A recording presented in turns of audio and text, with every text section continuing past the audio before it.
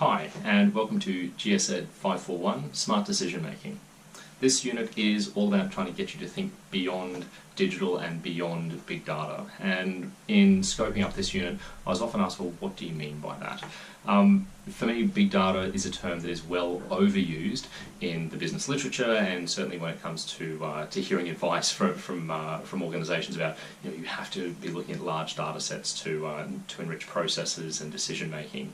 And that works for some organisations, but not for all.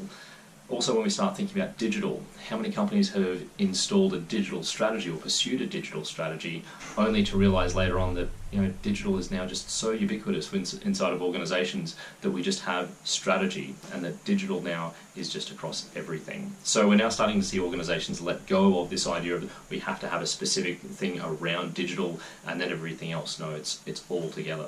And so the focus on this unit, how do we have smart decision making that's simply enriched by this thing called data, information? How do we make better decisions?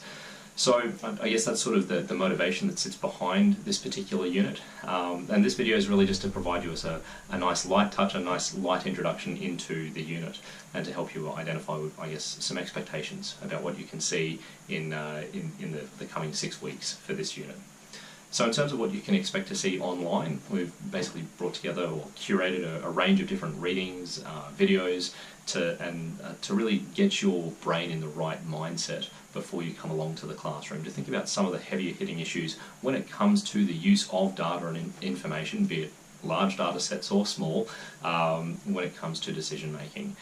Now we're looking for higher level things, like this is being part of towards the MBA program. This is more the higher level thinking that we're looking for, and not necessarily just the hard analysis skills. I think we can move beyond that when we think about our decision making. I think we have to have some nous in that, but certainly we want to start thinking about the higher level issues when it comes to the use of data in decision making. So what do I mean by that?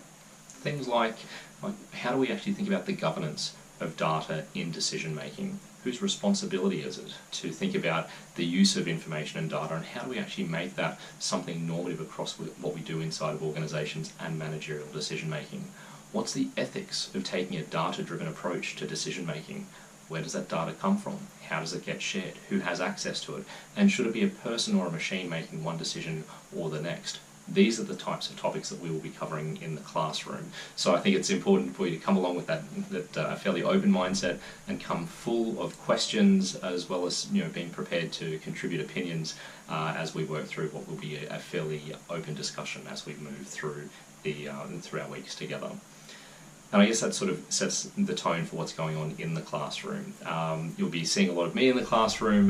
We've got Kevin D'Souza, who's another one of our staff here at QUT, who will also be sharing his insights as we move through the semester, as well as some keynotes or some guest speakers as we move through the semester as well. So hopefully that brings a new voice, and some energy, and some different ways of thinking around smart decision making with this unit.